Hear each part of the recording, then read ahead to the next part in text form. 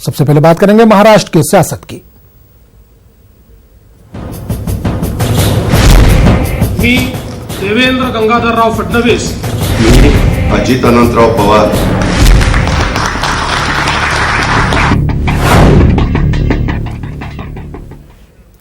महाराष्ट्र के सियासी ड्रामे पर बिलाखिर पर्दा गिर गया, लेकिन यह पर्दा जिस तरह से और जिस अंदाज में गिरा है यह इंतहाई गैर मुतवक्किल और शॉकिंग है। बीती रात तक ड्रामा अपने आप में मुकम्मल हो चुका था। इस सीन के मुताबिक चेहरा उद्धव ठाकरे के सर बदलता दिखाई दे रहा था, लेकिन सुबह हुई तो मंजरनामा अक्सर तब्दील हो चुका था। शनिचर की सुबह देवेंद्र फडणवीस महाराष्ट्र के वजीर आला की हैसियत से हलफ ले चुके हैं। जी हां, बिल्कुल सही सुना आपने। देवेंद्र फडणवीस महाराष्ट्र के नए वजीर आला के तौर पर हलफ ले चुके हैं और एनसीपी के अजित पवार नए वजीर आला की हैसियत से हलफ ले चुके हैं। गवर्नर भगत सिंह कोश्यारी ने दोनों को हलफ दिलाया। सुबह सवेरे 6:45 बजे रियासत से सदर राज हटा लिया गया था।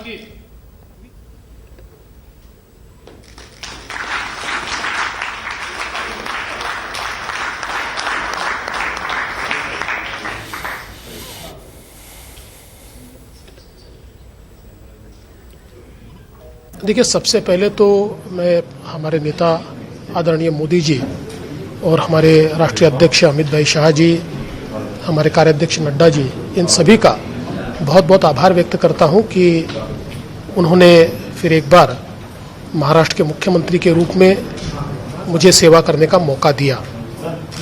मूल रूप से महाराष्ट्र की जनता ने एक बहुत स्पष्ट जनादेश दिया था, किंतु उस जनादेश को नकारते हुए हमारे साथ लड़ी शिवसेना पार्टी ने हमारे साथ गठबंधन करने की जगह दूसरी ओर गठबंधन करने का प्रयास शुरू किया, और जिसके चलते महाराष्ट्र में राष्ट्रपति शासन लागू हुआ। और महाराष्ट्र में कितना समय राष्ट्रपति शासन लागू हो, महाराष्ट्र जैसे एक अगड़े राज्य को ये शोभा भी नहीं देता, और इसके चलते महाराष्ट्र को एक स्थिर शासन देने की आवश्यकता थी।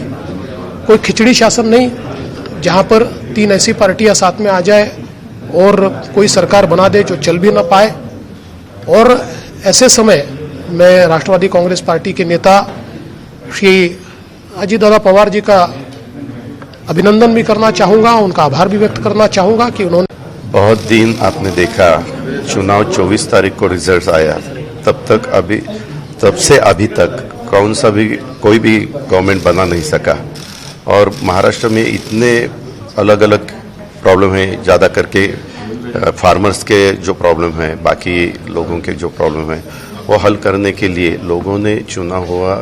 अगर गवर्नमेंट आता है तो उसमें से अच्छे से रास्ता निकालना को मदद हो सकती है, डिसीजन जल्द से जल्द हम ले सकते हैं। इसीलिए महाराष्ट्र के मुख्यमंत्री पद की दोबारा शपथ लेने के लिए देवेंद्र फडणवीस को ढेर सारी शुभकामनाएं और ढेर सारी बधाई।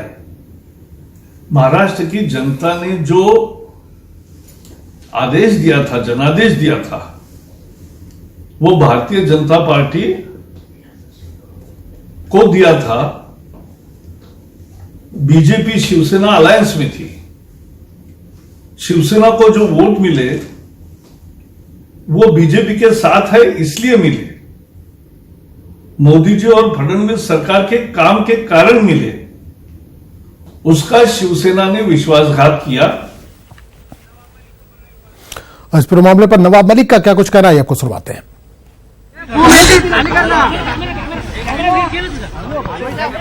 आज जिस तरह से सुबह महाराष्ट्र में शपथ विधि हुई है और जिस पत्र का आधार बनाकर सत्ता स्थापना की गई, वो विधायकों का पत्र का दुरुपयोग किया गया है। जो हाजिरी के लिए हमने दस्तखत लिए थे, उस दस्तखत को लेकर राज्यपाल महोदय के पास दिया गया, जिसके आधार पे ये शपथ ग्रहण हुआ है। आज 12:30 बजे राष्ट्रवादी कांग्रेस पार्टी के राष्ट्रीय अध्यक्ष सन्माननीय शरद पवार जी, शिवसेना के पक्ष प्रमुख उद्धव ठाकरे जी, अहमद पटेल जी, वेणुगोपाल जी, इनकी संयुक्त पत्रकार परिषद 12:30 बजे YB चौहान सेंटर में होगी। इस पूरे मामले पर बात करने के लिए हमारे साथ दो साथी मुंबई से वसीम और दिल्ली से पवन गौड़ जुड़ रहे हैं, उनसे बात करेंगे। पवन, सबसे पहले आपसे बात करना चाहेंगे, महाराष्ट्र में जाहिर सी बात है बीजेपी और एनसीपी की सरकार बन गई है, टर्निंग पॉइंट किसको माना जा रहा है? क्या शरद पवार ने जिस तरह से बुध को पीएम से मुलाकात की थी, तकरीबन 40 मिनट इन्होंने पीएम से मुलाकात की थी, क्या इसको टर्निंग पॉइंट माना जाए?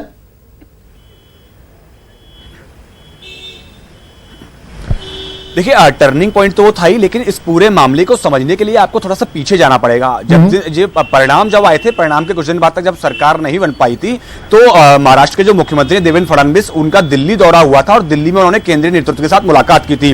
तो जब वो पत्रकारों के साथ ऑफ रिकॉर्ड यहाँ महाराष्ट्र सदन में बैठे हुए थे, तो वो बहुत अपनी बातों में बहुत ज्यादा कॉन्फिडेंट दिख रहे थे और वो कह रहे थे कि हम ही लोग सरकार बनाएंगे। और आप पिछले लगातार जितने भी बयान आप देखेंगे, बीजेपी की तरफ से यही कहा गया कि हम कॉन्फिडेंट है, हम सरकार बनाएंगे। इसका मतलब ये कहीं ना कहीं भीतर अंदर कई सारी पार्टियों के साथ, कई सारे नेताओं के साथ उनकी बातचीत चल रही थी। और जब परसों शरद पवार की मुलाकात खुद प्रधानमंत्री से होती है, भले ही उन्होंने कहा हो कि वो किसानों के मुद्दे पर जाके मुलाकात हुई, लेकिन उस मुलाकात के कई सारे मायने निकाले जा रहे थे। सुबह से जब से ये सरकार बनाने की खबरें आई हैं, तो कई सारे बीजेपी के वरिष्ठ नेताओं से हमारे साथ बातचीत हुई, तो उन्होंने कहा कि इस पूरे मामले पर अगर कोई दोषी है तो वो संजय राउत दोषी है, क्योंकि उन्होंने उद्धव ठाकरे को असली तस्वीर देखने नहीं दी और आज शिवसेना को उस हालत में पहुंचा दिया। नहीं तो अगर संजय राउत अगर नहीं भड़काते, तो उद्धव ठाकरे हो सकता है कि अपनी जिद पर नहीं अड़ते और जो 50-50 फॉर्मूले की बात थी उसमें नहीं पहुंचते। आज फिर बीजेपी ने वो स्ट्रेटेजी को जो अपनाया, उन्होंने कहा कि अब क्योंकि शिवसेना को बीजेपी के नाम पर वोट मिले थे, महाराष्ट्र में देवेंद्र फडणवीस और केंद्र में नरेंद्र मोदी की सरकार के नाम पर वोट मिले थे, तो बीजेपी की स्ट्रेटेजी थी कि आखिरी वक्त तक इंतजार करना है और शिवसेना को एक्सपोज करना है, जिससे कि आगामी जब भी चुनाव हो महाराष्ट्र में, तो वो शिवसेना हिंदुत्व के नाम पर, क्योंकि शिवसेना की कोर आइडियोलॉजी हिंदुत्व रही है, उसके नाम पर वोट नहीं मांग पाए। ऐसा मानना है बड़े जो सीनियर बीजेपी लीडर्स का कि शिवसेना को हम आखिरी वक्त तक हम इंतजार करते रहे कि शिवसेना को एक्सपोज करना है, और जब सही वक्त आया तो हमने सरकार बनाने का फैसला ले लिया। बिल्कुल पवन, आपको रोकना चाहूंगा, वसीम भी हमारे साथ इस वक्त मुंबई से जुड़े हुए। वसीम, सीएम डिप्टी सीएम तो बन गए, मरहला कितना आसान होगा, आगे कितना आसान होगा इनको सरकार चलाना, या कितनी मुश्किलात पेश आ सकती हैं? देखिए, अभी काफी मुश्किल है इस सरकार को कायम करने में, क्योंकि अभी अजीत पवार ने शपथ ली है, लेकिन एनसीपी ने उनका समर्थन नहीं किया। ये कहीं ना कहीं अजीत पवार का, शरद पवार ने साफ कहा, ट्वीट करके कहा। साथ ही सुप्रिया सुले, जो उन्होंने अपना एक स्टेटस तक डाला है कि फैमिली और पार्टी दोनों में फूट पड़ चुकी है, यानी कि अजीत पवार को एनसीपी का समर्थन नहीं है। लेकिन कितने विधायक हैं जो एनसीपी के साथ हैं, अजीत पवार के साथ हैं, ये देखने वाली बात है। सूत्र ये बताते हैं 22 से ज्यादा विधायक हैं जो अजीत पवार के साथ जाते हैं। अगर 22 विधायक का समर्थन अजीत पवार के साथ है, तो वो अगर फ्लोर टेस्टिंग में किस तरह से सामने आते हैं, ये देखने वाली बात होगी। 30 तारीख तक का वक्त दिया गया है, 30 तारीख से पहले फ्लोर टेस्टिंग करनी होगी बीजेपी को और अजीत पवार को, कि उनके साथ 145 का आंकड़ा है। जिस तरह से 105 सीटें बीजेपी के पास है, उनका दावा है कि 12 से 13 जो निर्दलीय विधायक है वो उनके पास है, तो 117 के करीब इनकी ये सीटें जा रही है। साथ ही शिवसेना को जो 8 विधायकों ने समर्थन दिया है, वो भी इनके संपर्क में है। लगातार बीजेपी के आला नेता उनसे संपर्क कर रहे हैं ताकि ज्यादा से ज्यादा उनकी सीटें बढ़ सके। बीजेपी के खेमे से यह भी कहा जा रहा है कि शिवसेना के और कांग्रेस के कई विधायक हैं जो उनके समर्थन में, यानी कि 170 के करीब सीटें पहुंच सकती है। लेकिन ये दावे महज दावे रह सकते हैं अगर जब तक फ्लोर टेस्टिंग में इस बात को साबित नहीं किया जा सकता। कुछ ही देर में 12:30 बजे शरद पवार, कांग्रेस के अहमद पटेल, उद्धव ठाकरे एक साथ प्रेस कॉन्फ्रेंस लेंगे। करीब 4:30 बजे एनसीपी ने अपने सभी विधायकों की बैठक बुलाई है, इसलिए कि ये बात का क्लियरिफिकेशन हो जाए कि अजीत पवार के साथ कौन है। क्योंकि अजीत पवार ने जो राज्यपाल को लेटर दिया है, पत्र दिया है, वो एनसीपी के जो विधायकों ने जो समर्थन पत्र दिया था अपना, 54 विधायकों ने वो समर्थन पत्र वहां पे शामिल किया है। तो वो 54 विधायकों का समर्थन है या नहीं है, ये देखने वाली बात है। तो एनसीपी बिल्कुल वसीम, एक चीज और जानना चाहेंगे, क्या अजीत पवार के खिलाफ पार्टी कुछ कार्रवाई भी कर सकती है? कौन अजीत पवार के साथ जा रहा है? देखिए, जो आंकड़े दिए गए हैं, अगर उन आंकड़ों को पूरी तरीके से अगर अजीत पवार सही नहीं कर पाते हैं तो पार्टी की तरफ से कार्रवाई जरूर की जाएगी। अब कितना बड़ा दल उनके साथ जाता है वो देखने वाली बात होगी। हमारे साथ अमित जी भी हैं, उनसे बात करने की कोशिश करते हैं। अगर जिस तरह से अजीत पवार पार्टी छोड़ के गए हैं, क्या पार्टी उन पे कार्रवाई करेगी? देखिए, निश्चित तौर पे जो खबरें निकल सामने आ रही कि शायद कुछ 15 ऐसे विधायक हैं एनसीपी के जो अजीत पवार के साथ जा सकते हैं, तो उनमें जो है कार्रवाई हो सकती है। 12:30 बजे की जो प्रेस कॉन्फ्रेंस है वो काफी जो है महत्वपूर्ण है कि शरद पवार जो है क्या कुछ जो है मीडिया के सामने कहते हैं, उद्धव ठाकरे जो है क्या कुछ कहते हैं। लेकिन अब जो है नंबरों के जोड़ तोड़ की जो राजनीति है वो शुरू हो गई है। देखिए, मैं आपको बताऊं कि 105 विधायक हैं बीजेपी के पास, और ये कहा जा रहा है कि 12 जो है निर्दलीय विधायकों का उन्हें सपोर्ट है। 8 ऐसे निर्दलीय विधायक हैं जिन्होंने शिवसेना को जो है सपोर्ट किया था। तो खबरें आ रही कि शिवसेना को जिन निर्दलीय विधायकों ने सपोर्ट किया था वो अब बीजेपी के टच में आ गए हैं। वहीं एक और खबर जो आ रही सूत्रों के हवाले से कि कई ऐसे नेता और भी हैं जो मंत्री पद की लालच में जो है शिवसेना को जो है उन्होंने ज्वाइन किया था, वो लोग भी अब बीजेपी के टच में आ गए हैं। और अभी जो है वर्षा बंगले पर मुख्यमंत्री देवेंद्र फडणवीस की अध्यक्षता में जो है बैठकों का दौर चालू है। 11 बजे जो है अभी कुछ ही देर में जो है अहमद पटेल जो है कांग्रेस के सभी नेताओं के साथ गांधी भवन में बैठक करेंगे। शरद पवार के घर पे जो है नवाब मलिक, छगन भुजबल समेत जितने बड़े कद्दावर नेता हैं वो पहुंच रहे हैं, वहां बैठकों का दौर जारी है। 12:30 बजे उद्धव ठाकरे और शरद पवार की प्रेस कॉन्फ्रेंस होगी, उसमें सारी बातों खुलासा होगा। लेकिन अब पटल पे बहुमत कैसे साबित करेंगे, ये सबसे बड़ा सवाल है, क्योंकि शरद पवार ने साफ तौर पे कह दिया था कि ये अजीत पवार का निजी फैसला है, पार्टी का इससे कोई लेना देना नहीं है। और जिस तरह से हमारे सहयोगी वसीम ने बताया कि सुप्रिया सुले जो शरद पवार की बेटी है, उन्होंने अपने व्हाट्सएप पे स्टेटस रखा है कि अब पार्टी और फैमिली दोनों में फूट पड़ गया। कहीं न कहीं जो है शरद पवार और उनकी पार्टी के लिए बहुत बड़ा खतरा। अब इस बड़ी मुसीबत से जो है पवार एंड फैमिली और उनकी पार्टी किस तरह निकल पाती है, ये देखने वाली बात होगी। देखिए, जिस तरह से अभी जी ने भी बताया है कि सबसे पहले फ्लोर टेस्टिंग ही ये साबित कर पाएगी कि महाराष्ट्र में सरकार बीजेपी साबित कर पाएगी या नहीं कर पाएगी, क्योंकि जो जादुई आंकड़े हैं 145 की सत्ता बनाने के लिए वो पार करना सबसे अहम है। 30 तारीख तक का वक्त दिया गया है, इसे लेकर तोड़ जोड़ की जो राजनीति है वो महाराष्ट्र में देखने मिल सकती है। लेकिन महाराष्ट्र में नहीं, देश में एक ऐसा माहौल कभी किसी ने नहीं देखा था कि सडनली मुख्यमंत्री पद की शपथ हो जाती है। 2-3-4 बड़े नेता अलग अलग तरीके से पार्टी में मीटिंग करते हैं। कल रात से अजीत पवार 9 बजे के बाद उन्होंने अपना मोबाइल बंद कर दिया था, नॉट रीचेबल हो गए थे, किसी से मुलाकात नहीं कर रहे थे। तो एक सस्पेंस बना हुआ था और ये सस्पेंस खुला है। लेकिन अब जो असली जो अग्नि परीक्षा है सरकार बनाने के, इसे लेकर अब कहीं ना कहीं कवायद शुरू होगी। और अगर यहाँ चलिए, बिल्कुल वसीम, आप नजर बनाए रखें, आपके पास दोबारा लौटेंगे। फिलहाल इस तमाम जानकारी के लिए बहुत बहुत शुक्रिया। दिल्ली में पवन गौड़ हमारे साथ जुड़े हुए। पवन, लगातार हमने देखा कि शिवसेना की तरफ से यह बयानबाजी होती रही है कि महाराष्ट्र का फैसला महाराष्ट्र में ही होगा, दिल्ली से महाराष्ट्र का फैसला नहीं होगा। लेकिन जिस तरह का मंजर हम देख पा रहे हैं, महाराष्ट्र का फैसला दिल्ली से ही हुआ है।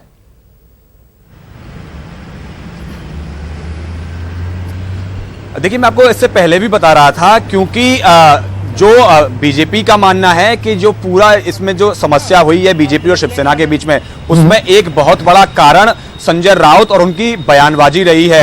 बीजेपी के बड़े नेताओं का हमेशा से मानना रहा है कि 2014 से लेकर और अब तक शिवसेना एनडीए में शामिल तो थी, बीजेपी के साथ सरकार में शामिल तो थी, लेकिन पूरी तरह विपक्ष की भूमिका निभा रही थी। और उससे कहीं ना कहीं बीजेपी आला कमान बहुत ज्यादा खुश नहीं था। कई बारी खुद बीजेपी आला कमान ने उद्धव ठाकरे के साथ ये बातचीत उठाई, लेकिन उद्धव ठाकरे की तरफ से कोई ठोस कार्रवाई इस पूरे मामले पर नहीं हुई। लगातार सामना के जरिए बीजेपी पे हमला होता रहा। तो कहीं ना कहीं बीजेपी आला कमान इस पूरे मामले से दुखी था और बीजेपी आला कमान ये चाह रहा था कि अब कैसे भी ना कैसे शिवसेना को एक आईना दिखाने की जरूरत है।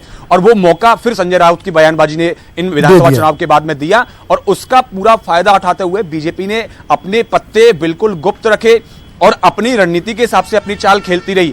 जब एक वक्त आया कि बीजेपी को अब लगा, जैसे कल शाम को जब तीनों पार्टियों की मीटिंग हुई और बीजेपी को लगा कि अब वो वक्त आ गया है कि अपने पत्ते खोलने हैं, तो सुबह उन्होंने राज्यपाल जो राष्ट्रपति शासन था उसको हटवाया और राष्ट्रपति शासन हटा। उसके बाद तुरंत देवेंद्र फडणवीस और अजीत पवार को मिलाके उन्होंने शपथ दिलवाई। इसके साथ साथ एक बात आपको बताना चाहूंगा, अब से 2 या 3 दिन पहले एक वरिष्ठ बीजेपी के नेता से संसद भवन के अंदर हमारी बातचीत हो रही थी, तो उनका साफ तौर पर कहना यह था कि बीजेपी के साथ पूरी की पूरी एनसीपी खड़ी हुई है। जो 54 विधायक हैं एनसीपी के, वो पूरे हमारे साथ खड़े हुए हैं। अजीत पवार उनके नेता हैं, तो हमारे पास कोई नंबरों का गेम की कोई समस्या ही नहीं है।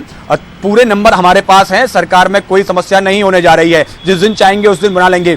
तो जिस तरह कॉन्फिडेंस के साथ सारे बीजेपी के नेता, चाहे छोटा हो या बड़ा हो, सब बात कर रहे थे, उससे ये बात जाहिर थी कि बीजेपी कहीं ना कहीं अब शिवसेना को, जिस तरह से लगातार शिवसेना बीजेपी पर अटैक करती हुई आई थी, लगातार रोज चाहे ट्वीट के जरिए हो या बयान के जरिए, संजय राउत खुद बीजेपी के ऊपर हमला करते हुए आए थे, तो बीजेपी इंतजार कर रही थी शिवसेना का एक्सपोज करने का, और जब सही वक्त आया तो उन्होंने अपने पत्ते खोल दिए। बिल्कुल पवन, इस सब के बीच या पूरे एपिसोड में कांग्रेस कहां अपने आप को देख रही है? क्या कांग्रेस इस वक्त ठगा हुआ महसूस कर रही होगी?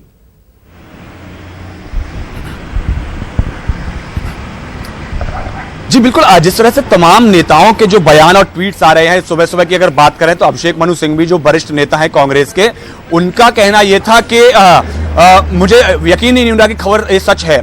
हमने जो लगातार जो मीटिंगों का दौर था उसमें बहुत देर कर दी, लगातार मीटिंग हमको पहले फैसला लेना चाहिए था। तो ये कई सारे कांग्रेस के नेताओं की ये मन की बात है, और उनकी तरफ से लगातार यही कहा जा रहा है कि हम लोग को पहले डिसीजन लेना चाहिए था, और अब क्योंकि अब एनसीपी और बीजेपी ने सरकार बना ली है, तो शिवसेना के तमाम नेताओं का कहना यह है कि हमने कहीं ना कहीं जो अपनी आइडियोलॉजी थी उससे हटकर शिवसेना के साथ समझौता करने की कोशिश की थी, तो ना तो हम सत्ता। ताई, ही चर्चा खूप आहे की तुम्ही केंद्रीय मंत्री होणार अशी पण ऑफर आहे काय? 12:30 होऊ द्या ना स्टेटमेंट, त्याच्यानंतर आय प्रॉमिस यू मी तुमच्याशी बोलेन। कांग्रेस का होता नजर आ रहा है। बिल्कुल, एक चीज और जानना चाहिए पवन, जिस तरह से शरद पवार ने पीएम से मुलाकात की, उसके बाद ये सरकार का पूरा खेल हुआ, शपथ ग्रहण भी हो गई सुबह सुबह, क्या माना जाए शरद पवार मान जाएंगे? जिस तरह से अजीत पवार ने शपथ तो ले लिया, क्या शरद पवार भी मान जाएंगे इस पूरे मामले में? देखिए, दो चीजें इसमें आपको समझनी पड़ेंगी। पहली बात तो ये, क्योंकि एनसीपी के विधायक दल का नेता अजीत पवार को चुना जा चुका था, तो संवैधानिक तौर पर वो ऑथराइज्ड हैं, और उनको ये कहा गया था कि आपको अधिकृत किया जाता है पार्टी से रिलेटेड सभी फैसले लेने के लिए। तो संवैधानिक तौर पर आप अजीत पवार को गलत नहीं ठहरा सकते हैं, क्योंकि उनको पार्टी ने अधिकृत किया था, उनको विधायक दल का नेता चुना था, तो उन्होंने जाके अपना समर्थन पत्र सौंपा और बीजेपी के साथ सरकार बना ली। दूसरी बात करें शरद पवार की, क्योंकि अब संवैधानिक तौर पर आप अजीत पवार को गलत नहीं ठहरा सकते हैं, तो आप उन पर भले ही दिखावे के लिए कार्रवाई कर सकते हैं, लेकिन संवैधानिक तौर पर विधायकों का समर्थन फिलहाल बीजेपी के और अजीत पवार के साथ में है। तो कहीं ना कहीं शरद पवार को भले ही गुस्सा निकालें, भले ही आप प्रेस कॉन्फ्रेंस करके कार्रवाई की बात करें, लेकिन फिलहाल सरकार को कहीं भी डिगाना, जो कि बीजेपी और शिवसेना की जो एनसीपी के साथ सरकार बनी है, उसको डेंट होता हुआ बड़ा मुश्किल है। तो लगता यही है कि कुछ दिन के बाद में हो सकता है शरद पवार भी इस सरकार को स्वीकार कर लें। चलिए पवन, बहुत बहुत शुक्रिया इस तमाम जानकारी के लिए। पूरी तरह से एक्सपोज कर दिया गया। वर्षों से, सदियों से, कितने 100 साल से ज्यादा समय हो गया कांग्रेस पार्टी की एक धर्मनिरपेक्ष विचारधारा रही है, और उस विचारधारा के ऊपर दाग लगाने का काम पिछले 1 महीने में किया। किन लोगों ने किया? कांग्रेस वर्किंग कमेटी में जो लोग बैठे हुए हैं, उन लोगों से मेरा सवाल है कि आपको महाराष्ट्र की राजनीति की उतनी समझ थी क्या? जो अहमद भाई पटेल और केसी वेणुगोपाल वगैरह जो इस पूरे नेगोशिएशन में शामिल थे, उनका महाराष्ट्र से बहुत ज्यादा नाता नहीं है, वो दिल्ली बेस्ड हैं। सबसे ज्यादा नाता था श्री मल्लिकार्जुन खड़गे जी का। खड़गे जी महाराष्ट्र के प्रभारी हैं। आखिर उन्होंने कौन सा इनपुट दिया कांग्रेस अध्यक्ष को और सीडब्ल्यूसी को, और उनके इनपुट में क्यों इतनी बड़ी कमी थी? उन्होंने क्यों नहीं समझ स्थापित की कि इस तरह का कोई भी मूव होगा वो कांग्रेस के लिए घातक होगा? आज ये सब सवाल पूछने का वक्त आया। मैं कांग्रेस अध्यक्ष। भोपाल में 4 रोजा आलमी तबलीगी इज्तिमा का आज दूसरा दिन है। कल मध्य प्रदेश के वज़ीर आला कमलनाथ इज्तिमा में शिरकत करेंगे। नवाबों की नगरी भोपाल में मुनक़िदा आलमी तबलीगी इज्तिमा के मौके पर कौमी यकजहती का रंग गालिब आ गया है। भोपाल के ईंट खेड़ी में मुनक़िदा आलमी तबलीगी इज्तिमा में आने वाली जमातों का मुस्लिम समाज के साथ साथ बरादरान वतन पुरजोश व खरोश के साथ इस्तकबाल करके गंगा जमनी तहजीब की नुमाया मिसाल पेश कर रहे हैं। अब तक तकरीबन 3000 से ज्यादा जमातें भोपाल पहुंच चुकी हैं। आलमी इज्तिमा के पहले दिन इज्तिमाई निकाह का भी इनेकाद किया गया। और हमारे नुमाइंदे मेहताब आलम इस वक्त सीधे तौर पर जुड़े हैं भोपाल से। मेहताब, आलमी तबलीगी इज्तिमा जारी है, आज दूसरा दिन है, आप इस वक्त वहां पर मौजूद हैं, क्या कुछ चल रहा है इज्तिमा में इस वक्त?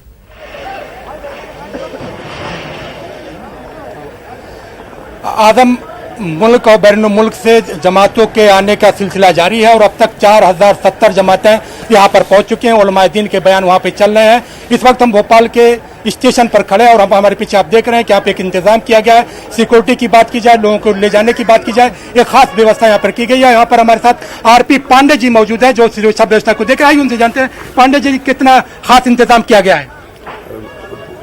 सुरक्षा की पूरी व्यवस्था की गई है, और यहाँ पर जितने हमारे बल लगाए गए हैं एसएफ के बल लगाए गए हैं, जीआरपी के बल लगाए गए हैं। तो इस पूरी सुरक्षा व्यवस्था को देख रहे हैं। सुरक्षा व्यवस्था के साथ आपने जगह जगह पे पेट्रोलिंग की भी व्यवस्था की होगी, मेटल डिटेक्टर से भी चेकिंग चल रही होगी? जी हाँ, मेटल डिटेक्टर की भी चल रही है। अपना पूरी व्यवस्थाएं लगी हुई हैं, कोई व्यवस्था में कमी नहीं है। जी, इस साथ आदम आप देख रहे हैं कि जो है पूरी सिक्योरिटी की व्यवस्था की गई है। स्टेशन से लेकर इज्तिमा स्थल तक जो है 3500 पुलिस कर्मियों को यहाँ पे तैनात किया गया। इसके साथ साथ जो है 10,000 वॉलंटियर भी मौजूद है जो यहाँ पर जमातों को आने का ले जाने का इंतजाम करते हैं। कुछ और भी जमातें हमारे साथ मौजूद है, उनसे जानते हैं। यहाँ पर औरंगाबाद से भी एक जमात आई हुई है। जी, किस तरह की खास व्यवस्था आप यहाँ पे शिरकत करने के लिए आए, कैसा लग रहा है आपको, क्या सीखने के लिए आए?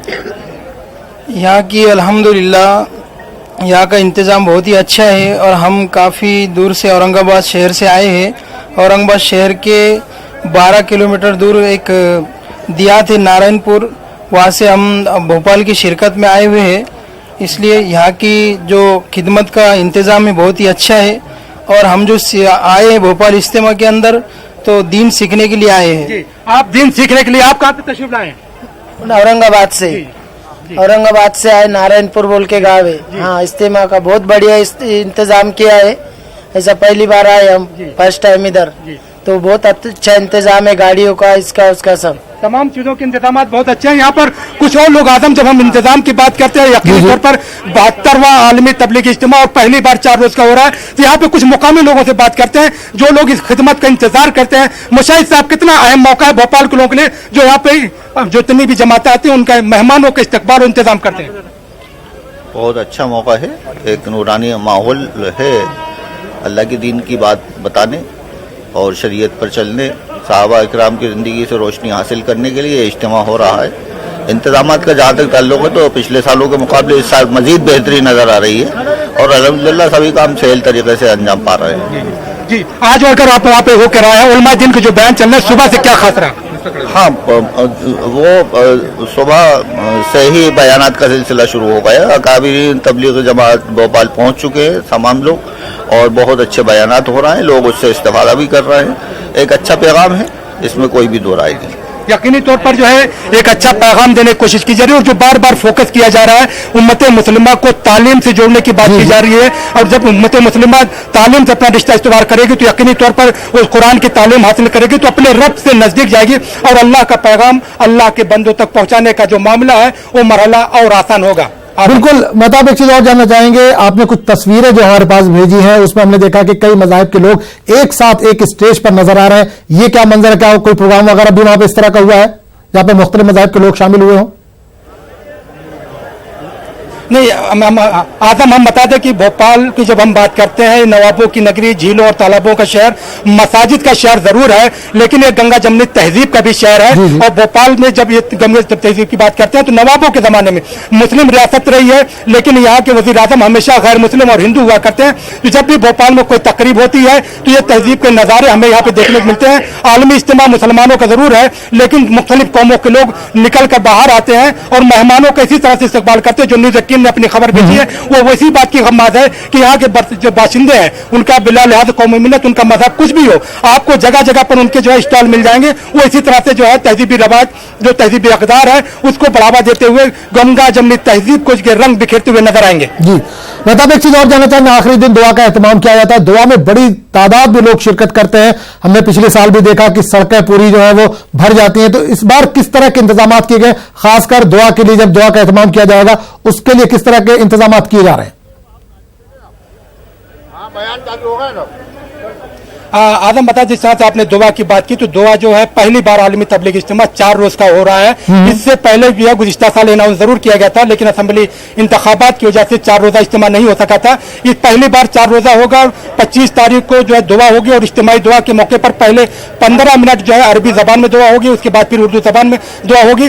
और उस दिन जो है 4000 सिक्योरिटी के एहलकारों के साथ साथ जो है 15,000 वॉलंटियर रहेंगे। और फिर जो यहाँ पे खास बात और बता दें, जहाँ पर जमातों की वापसी होगी पहली बार यहाँ पर आरटीओ ने 400 बसों का इंतजाम किया है और 16 स्पेशल ट्रेनों के साथ साथ 26 ट्रेनों में जो कोचिंग लगाई जाएंगी और जगह जगह पर जो 2000 माइक का इंतजाम किया गया है ताकि वो लोग जो वहां इज्तिमागाह तक नहीं पहुंच पाए, अगर वो बाहर तक पहुंचते हैं या वहां तक देरी हो जाती है तो वो वहीं पर दुआ में शरीक हो सकते हैं और इसके लिए भी इंतजाम और बढ़ाए गए हैं। यही वजह कि कल जो है सीएम कमलनाथ वहां पर पहुंचेंगे और वहां पर इंतजाम में और क्या बेहतरी कर सकते हैं उसमें उलमा दिन से उनकी बातचीत होगी।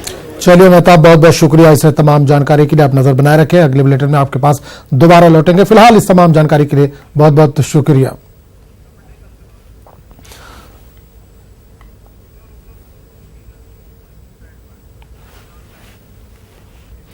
आगे बढ़ेंगे दूसरी खबर की तरफ। वादी में आज भी मुकम्मल बंद देखा जा रहा है। श्रीनगर के कई इलाकों में पोस्टर लगाए गए थे जिनके जरिए लोगों से कहा गया था कि वो अपनी दुकानें न खोलें। इस सिलसिले में आज तीसरे रोज भी वादी में मुकम्मल बंद देखा जा रहा है। श्रीनगर में दुकानें और दीगर कारोबारी इदारे बंद है जिसकी वजह से मामूल की जिंदगी मुतासिर हुई है। ताहम सड़कों पर निजी गाड़ियों की नकलो हमल देखी जा रही है। श्रीनगर के कई हसास मुकामात पर सिक्योरिटी के सख्त इंतजाम किए गए हैं।